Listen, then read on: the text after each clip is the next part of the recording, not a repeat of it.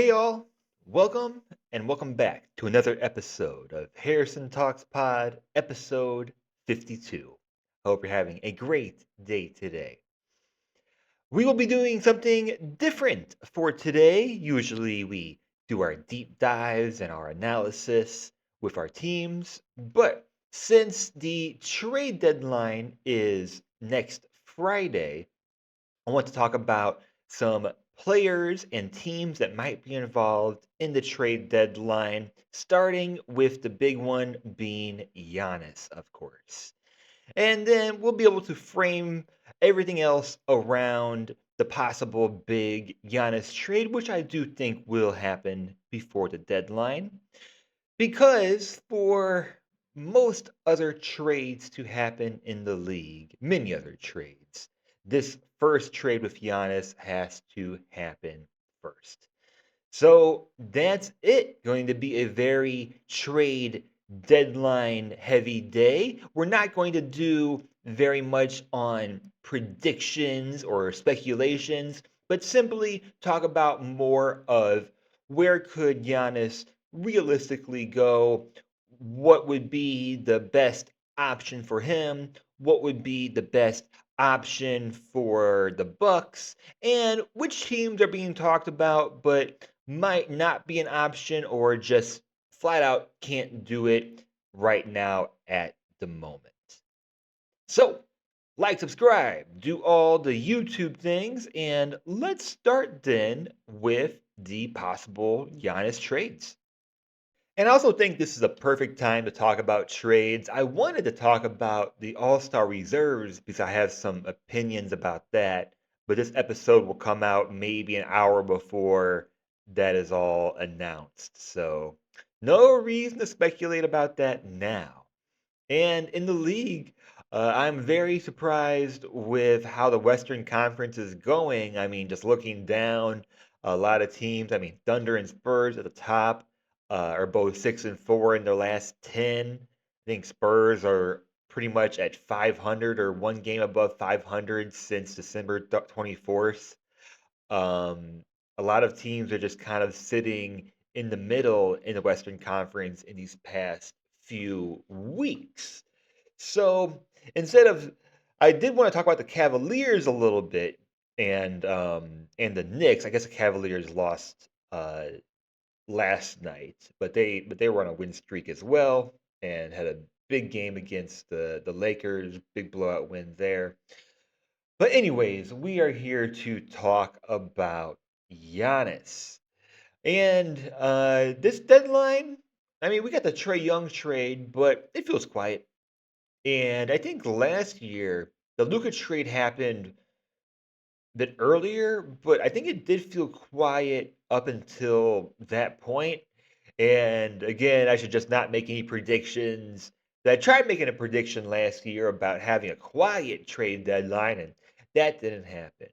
We already, I mean, if nothing else happened, we already got Trey Young, and I do think the Bucks find someone for Giannis before the summer, but I'm not surprised if we see Giannis in a Bucks uniform again. That's just one way that I'm leaning towards. So right now, Milwaukee would control the destination. Of course, we can imagine that Giannis isn't going to go somewhere where he's unhappy, and a team most likely won't trade for him if he's not interested in signing an extension, meaning he would have to be at least somewhat happy with the trade. And it seems like he wants to stay in the East. Teams mentioned like Miami or Toronto or the Knicks. Uh, could be for many reasons, but I think those are all good fits. It's good to see that he doesn't have just that one destination. It seems like the Bucks might have options of being able to get a good return, but also be able to find a place where Giannis is going to sign that extension. And for some teams, it's going to take getting a third team involved, and we'll talk about that in just a bit. If it goes into the summer, there are some prospective teams that could offer more this summer than right now. It might narrow the bidders a little bit if they wait, and then the best offer for the Bucks becomes more situational. And we can assume that the Bucks are looking in more of the long term if they are actually going to pursue a trade in these next few days. Not trying to win right now. Are they still 10th in the no, I'm sorry. Not 10, they're 12th. They're not even they're not even close to 10th. They are 4 games out of 10th place. So they haven't been 10th place for a while, excuse me. So, not playing for anything, not playing for anything this year, and you have to think about what assets can you get in return. And there are some teams that I bet would be interested that own either all of their first round picks up until 2032 or at least most of them. And Milwaukee does not send out anything besides a second round. No, sorry. They they get a second round pick this year. They send out their pick to Atlanta in a swap with New Orleans. There we go. So I want to know how many picks they get back for Giannis because I imagine looking around the league and the options, they're not going to get a top 5 player like Giannis is, or Giannis is maybe top 3, top 2, whatever you want to say. Could get an all-star player, but I think a lot of players are going to be offering younger players that could potentially be all stars or younger players that fit well on many teams and that have cap flexibility, meaning under the first apron, and own most or all of their picks. So I think until that happens, a lot of teams are waiting around, and there are some teams like the Golden State Warriors who I think would be um, in. They would be shopping for other players to help their team, but they might be waiting to see what happens with Giannis. Perhaps what happens with Bobby Portis, speaking of Milwaukee Bucks. But we'll see what the Bucks plan to do beyond just a Giannis trade. We mentioned the Golden State Warriors, so let's talk about them first. They are at 205 million, so they're at the first apron. They are one of 6 teams, I believe, that are first apron or above. Only one second apron team, which is the Cavaliers. And let me pause. I was right. And first apron, there are 5 teams: Celtics, Mavericks, Warriors, Timberwolves, and Knicks. So they own all of their first round picks. Um, they are one of the few teams that I want to say overpay, but it's hard to say what overpay exactly is for a player like Giannis, especially when you look at recent trades like Mikal Bridges that got a big return, and then superstar players like Luca who had a second round pick attached to it. I'm just always going to keep reminding people about that. So they get paid the most. Let's say it like that. And if you follow the league, you know the window for the Warriors. Steph is 37, right? His age defines the window for this team or this dynasty, which might have already passed and ended, but it is reaching the end of that, and I think this is a trade that can get them to where they would want. If there is one thing that they could do to change their team, it is a trade with Giannis. They have, of course, Jonathan Kuminga wants to be traded. He has a team option in 2026. He's getting paid 22 million this year. How else do you match salary? I mean, Brandon Pajemski is a great asset to throw into a trade. He has a player option next year at 5.6 million, only makes 3.6 million this year. But still, like who else are you putting in to help match that salary? Um, is Draymond Green going to be a part of this at all? Is are players like Moses Moody or Buddy Hield, or does Milwaukee take a chance on Jimmy Butler, who will make 56.8 million next season? Uh, could be extended for maybe less, but that would be an extension for Jimmy Butler coming off ACL at 37 years old. We don't know when exactly he would be back next season. So it's not the easiest route. It's not the easiest one, but it is one that I would put right at the very top as being one of the most interesting. They can certainly match salary. They can throw in role players. They can throw in at least 4 picks with this. Maybe four is the most you can throw in because it's every other year. That's probably the case. Knicks, a bit similar and different. Uh, with the Warriors, they have an injured veteran, and then they have a younger player that I don't know if he is his ceiling is all star or his ceiling is very good role player. Jonathan Kaminga. New York Knicks do have something similar in salary with Karl Anthony Towns making 53 million, and he is under salary until 2027, has a player option in 2027 for 61 million. OG Anunoby, I think, is one of the more interesting names that will be floated around in this trade deadline. Makes 39.5 million this year, on contract until 2028, where he has a player option for 48 million. Way to go, him and his agent. Certainly is one of those players that would fit in well with pretty much any team. But if you have to involve Karl Anthony Towns, I'm just not sure about this. Let's just throw I haven't even heard about Jalen Brunson at all in this.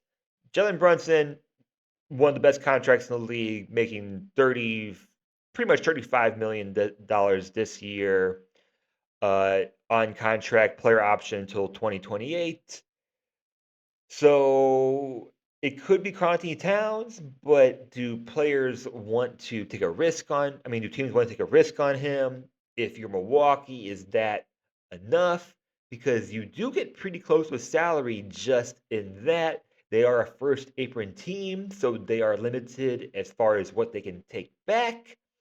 They can offer up a lot of picks, and it's certainly a place that I think Giannis he's expressed interest in, and he would be interested in signing an extension for. Let's just face it, he signs an extension. You can just make the statue, put the jersey up there. I think even if he doesn't win a championship in New York, just the fact that he would want to go there and sign again would be huge. I mean, he would be the biggest New York Knicks player in a very, very long time, despite having a player like Jalen Brunson on your team. So I think they're a great option. They certainly have different options of what they could offer the Bucks. They might need to get a third team involved if again they aren't interested in Karl Anthony Towns, someone who is getting older, is seen to be maybe too expensive for the role that he plays, and do you want to rebuild around him? We saw him in Minnesota. We we see him definitely improve in his role as a New York Knick. So the Knicks can't rely just on salary alone. They're going to have to find players or another team to be involved to make this work. Miami Heat is interesting. Of course, that front office is always going to be targeting star players. I think there's a strong indication, strong feeling that Giannis would resign there. He's expressed interest in going there. Certainly has a team culture, and I mean it's Miami, and it's nice there. Uh, I think he would sign a long-term deal there as well. Where it doesn't work out as well, Miami only has two firsts that they can trade. I don't know if that changes in the summer. I forget. And uh, Milwaukee would have to prioritize player preference over their value overall. Let's look at their players. The picks options are not as good. And then looking at their salary, they are above the cap, below first apron. And options that you have Bam Adebayo, who is has a player option in 2028, 57 million, currently makes 37.1 pretty much. Tyler Hero, 31 million this year on contract next year as well. That's a contract year for him. Andrew Wiggins is a name I've seen thrown around a lot. He has a player option for $30 million next season, and it certainly could be a valuable player to a lot of teams. Only 30 years old as well. Terry Rozier, 26 million. We could maybe assume that that would be attached somehow. They have a lot of options of as far as how they can make it work. Norman Powell, 20.4, but is only in contract this year. Davion Mitchell, 11.6. Uh, they just have a lot of different ways they could match salary, and they are also under the first apron. They have a little bit more options as far as money go, but yes, I just think that they might not have enough when other teams could call up and offer perhaps 4 first round picks, which Giannis is worse. Giannis is worse. And then I kind of combine sections. Raptors are a possibility, and they are going to be my wild card. They control all of their first round picks through 2032. They can offer 4 first round picks and there's no pick protections. They can match salary. They're at 188 this year. They're above cap, below first apron. They're the lowest salary that I have mentioned of any teams so far. And the question I would have for them is what do they want to do? They are when I talked about them last week, they were in third. They hopped to fifth. Now they are in fourth because I think they own the tiebreaker with the Cavaliers currently, I believe. Pretty sure. So, um, how much do the Raptors want to go in? I mean, they can certainly. I talked a whole bunch last week about how they can certainly compete in this Eastern Conference, at least this season. So they should go for it. They should go for it. But I understand if you say Scotty Barnes is off limits, he's 24 years old, uh, just just starting a new big contract, under contract until 2030. Brandon Ingram, is he off limits? Because I think he would be a huge, great trade asset. Player option in 2027 for 41 million. Currently makes 38 million. You could combine it with many different things on your team to help match salary. RJ Barrett, is that an option? He's in contract until next year, makes 29 million next season. You have players like Emmanuel Quickly, and yeah, like the top 5 are the ones that are making about 20 million or more. Jakob Poeltl, RJ Barrett, Emmanuel Quickly. How many of these players are off limits? Is it one? If it's just one, Scotty Barnes, I think they have plenty of options of what they could throw at these teams, including players also like Colin Murray Boyles, which is attractive as a young piece that you might have to give up if you want a player like Giannis to come to your team. So they are my wild card.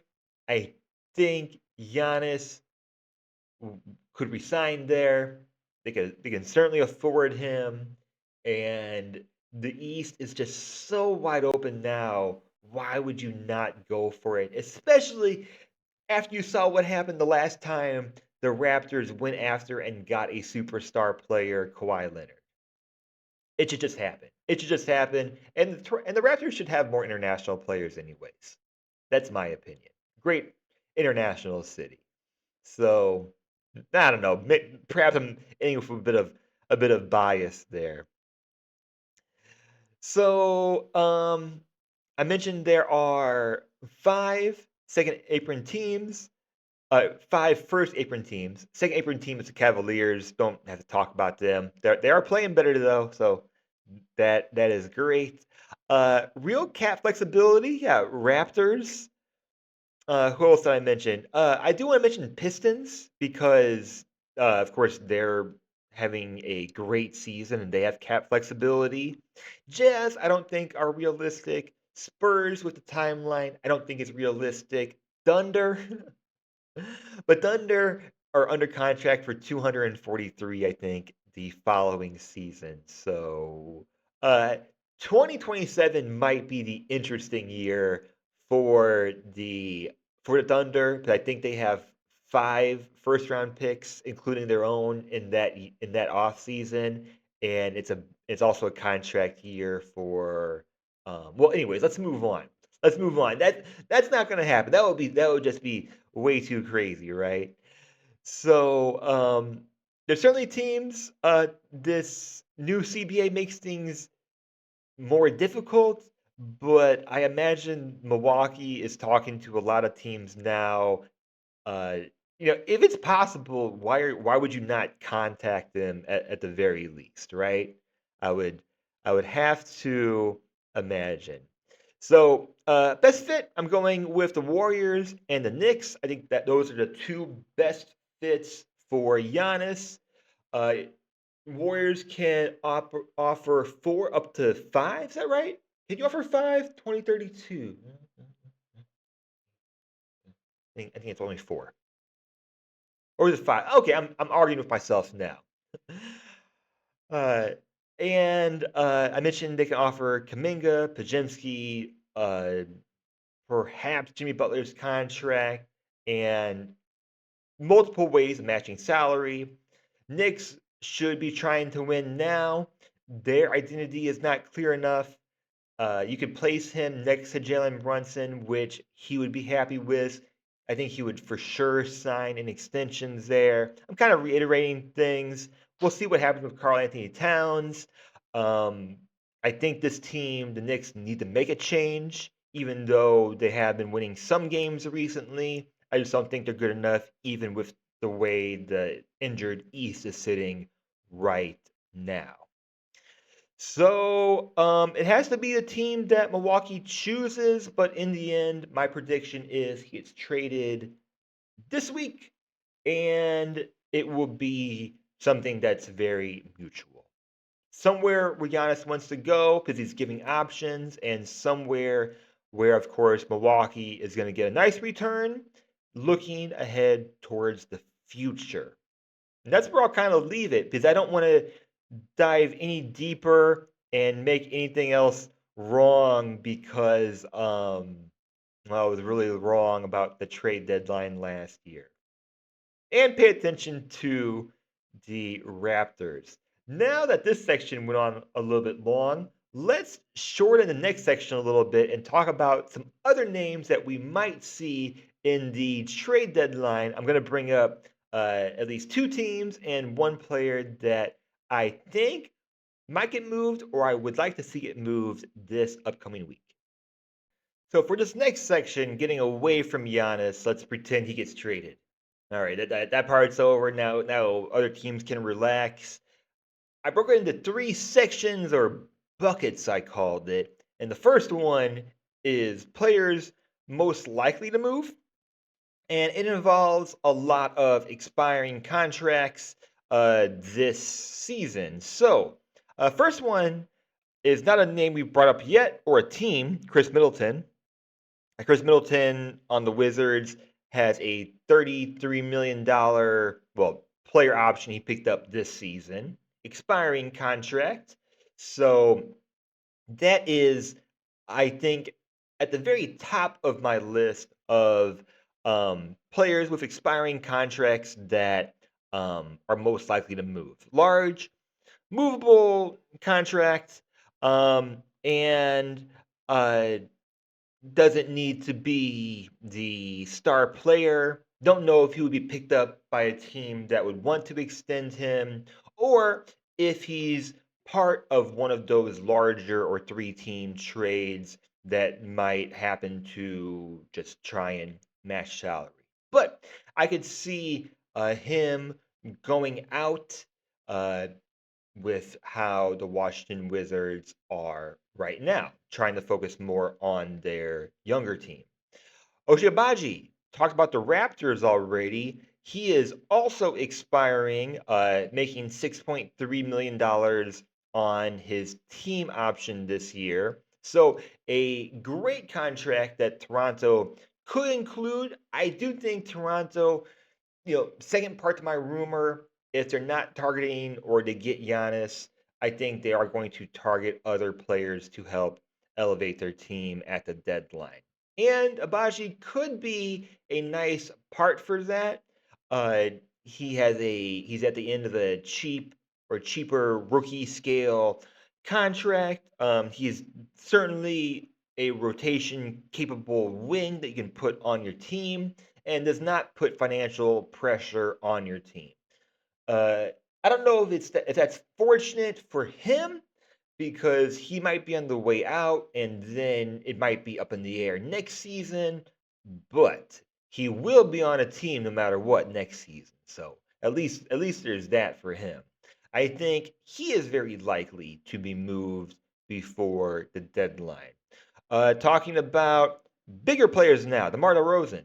DeMar DeRozan on the Kings has a partially guaranteed contract next season of 25.7 million. He will be looking for an extension. Certainly a bigger name that you can include in deals. I think something that's going to be more persuasive towards teams. But is he the type of player that a lot of teams are targeting right now, or are they focused more on the defense, or are they saying that there's plenty of offense that we can get around the league? Not old, right? He is. Wait, no, he's 36. Never mind. He's old. Never mind. Older. So that definitely complicates the fit of things, but is certainly a floor raiser.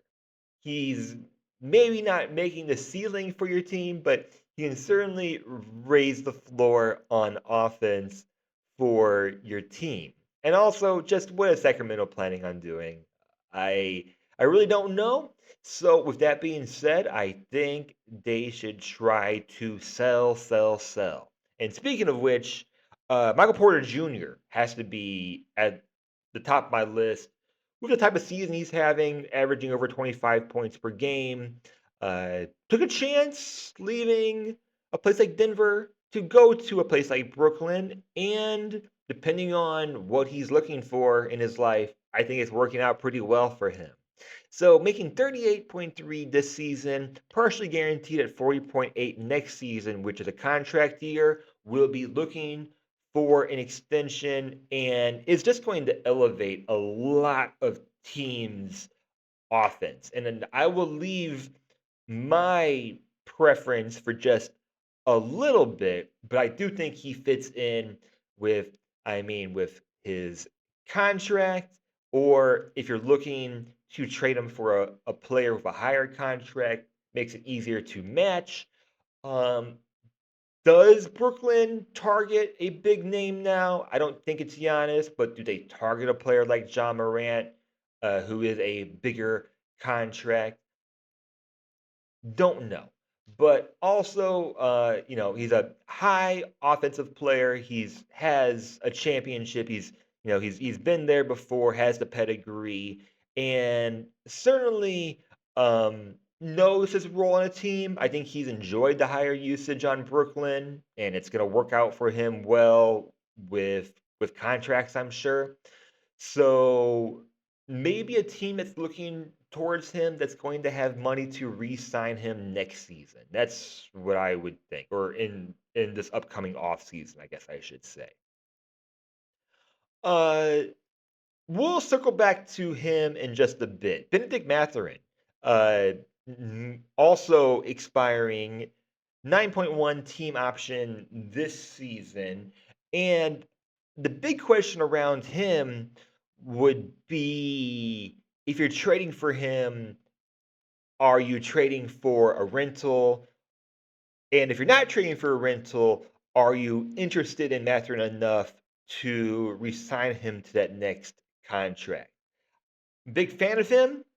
Think he's certainly good enough to be a valuable role player on a lot of these teams. He's good enough to be a starter on a lot of these NBA teams. I don't know what kind of money he will be looking towards, but Indiana might be moving on, and I think that might be an option for them. I just don't know if Pacers are selling anything. Pascal Siakam has looked really good this year, and Tyrese Halliburton will come back, but Mathurin doesn't have a contract, which makes me think that he could be on his way out. Jaden Ivey is also expiring, correct? Yes, 10.1 million expiring this season. 23 years old, could be a valuable asset to a lot of teams if Detroit is not interested in having him past this season. And selling early would be ideal for Detroit if you're not going to have him on your team after this season. So this might be more. I don't know. Detroit fans, let me know. This might be more of an emotional one. He's younger. He was drafted there. There's been a lot of optimism with Jaden Ivey and Detroit Pistons fans. Things changed though, and Detroit might be looking towards a big deal, or I don't even think they need a big deal to win the East. They might be good enough now, and if they can focus on just making their team incrementally better, should I say it now? I think Detroit, and if you've been listening to pods or reading articles, this has been thrown around a lot. Uh, I think they should trade for Michael Porter Jr. I don't know what what Brooklyn would take back in that process because I just don't know if Brooklyn is looking to sell, and if they are, if they're looking for a bigger return for Michael Porter. Because yeah, you have Tobias Harris expiring, you have Duncan Robinson on a 3-year deal. I don't imagine you're trading Isaiah Stewart. You got Karis LeVert. I mean, it just do they have enough to persuade Brooklyn to it? But man, that is a spot that I would love to see Michael Porter in. So I was gonna end with that, but I'll just throw that in there now. I think that's where he should go. Austin Reeves, I'll mention briefly. As we'll do a little bit of Lakers talk. Of course, Austin Reeves has had one of the best contracts in the league for a while now. Player option for 14.8, 14.9 pretty much next season. Uh, the Lakers will have enough money to resign him in the offseason. No matter what, pretty much, we'll assume they don't bring LeBron back. Even if they brought LeBron back, it would have to be for much less than what he's making now. So you can package Reeves, but I don't know how aggressive Lakers are going to be.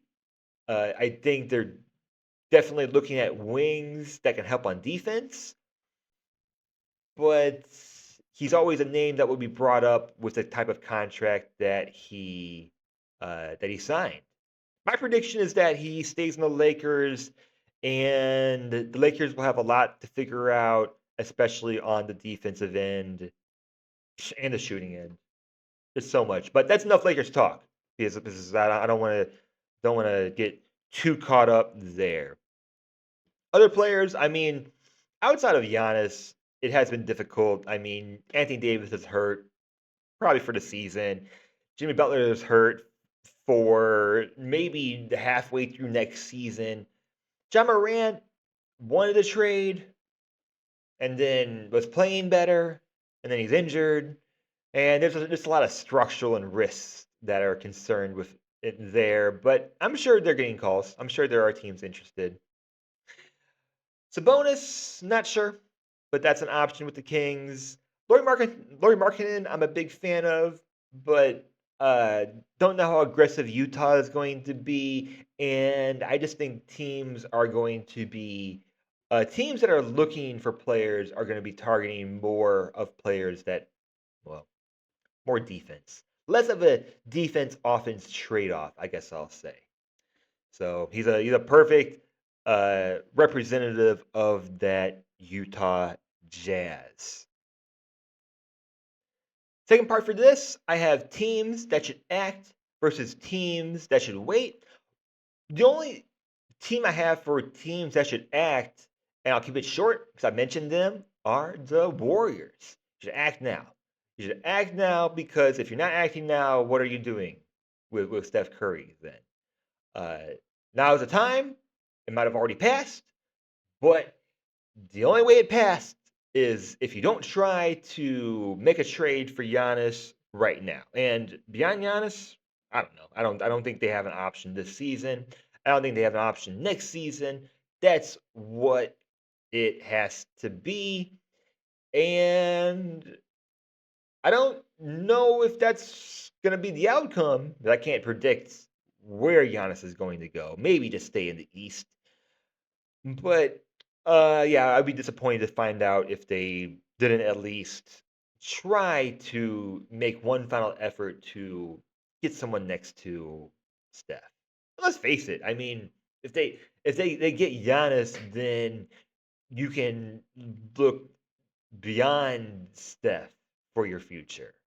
And then you start building towards what happens after the Steph years are over, which no one wants to talk about, although he's in some controversy today, which is very true, I guess. So they're my only ones that should buy in now. Teams that should wait, Thunder, of course, should wait at least a year. They have flexibility now, but they won't have flexibility in the future, and they just have a lot of players that they'll have to sign.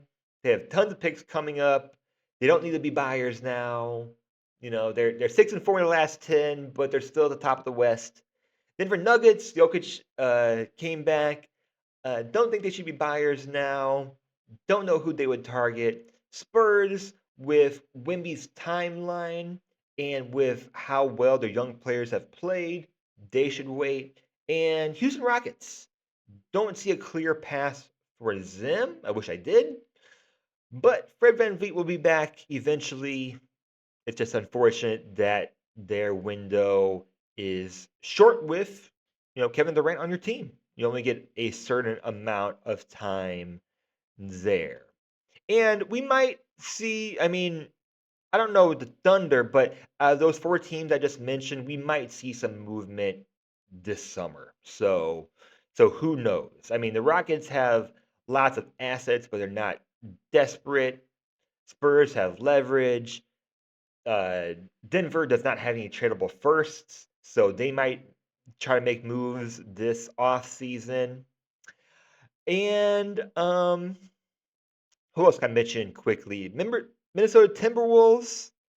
Uh, could be contender in the West, but I don't have a clear path for them, so I say it's too early for them to panic.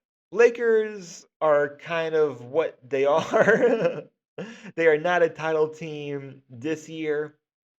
They should focus on Luca and the future. It's just a very odd year they're having, but can't predict that. I mean, the alternative would most likely be having LeBron playing still with Anthony Davis, who could be hurt for all we know, and there was no way to predict what was going to happen last trade deadline heading into this season. So it might be seen as a transition. In that case, Luca will be a part of another transition since he came in Dirk Nowitzki's last year. They should hunt players. Like, I mean, if I'm the Lakers, I think I would be calling up the Pelicans, asking, Trey Jones. I mean, sorry, Trey Murphy, Herb Jones. I knew I was going to do that. What's going on with Robert Williams?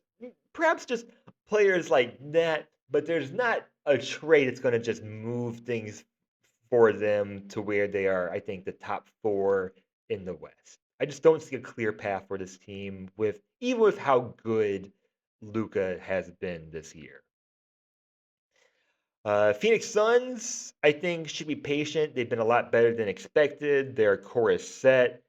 Uh, Dylan Brooks had a career night last game. They have a lot of role players that they can hold on to and trade in the future. That's really all I want to say about them. And then bucket three, let's close this out. It's been a yap sesh today. If you still with me, like, subscribe, do all those things. Thank you for staying with me today. Michael Porter Jr. is the one player that I'll bring up that I think could swing this deadline beyond the Giannis trade. After the Giannis trade, uh, high offense, high volume shooting, has had just a great season. He's not a rental player. Should be targeted by a team who wants to sign him to a longer deal past this season. But I think if he gets traded, he is getting traded to a team that is expected to compete this season. So watching him very, very closely. And Pistons are my choice for him. The Pistons are for sure my choice. They can match money, they have young prospects, they have draft control. And then two teams that I'm going to be watching Chicago Bulls. I've seen it brought up for multiple players if they are sellers this year. With Kobe White, Aodosumu, both of these players could be useful to many teams. They have very tradable contracts, and let's face it, the Bulls should be sellers right now. They they had a great start to the season. They had a couple winning streaks with that and another, but they should just be sellers, and it's not selling for failure. You do have some good things that are going on with your team. So there are players that I'm saying 100% keep on that team as well. All right, I kind of cheated on the last one. Atlanta Hawks, because I will bring up Kristaps Porzingis for this main reason. Okay, they got rid of Trey Young. What's going on then with Kristaps Porzingis? It offers a lot of um, structural reasons why it could work.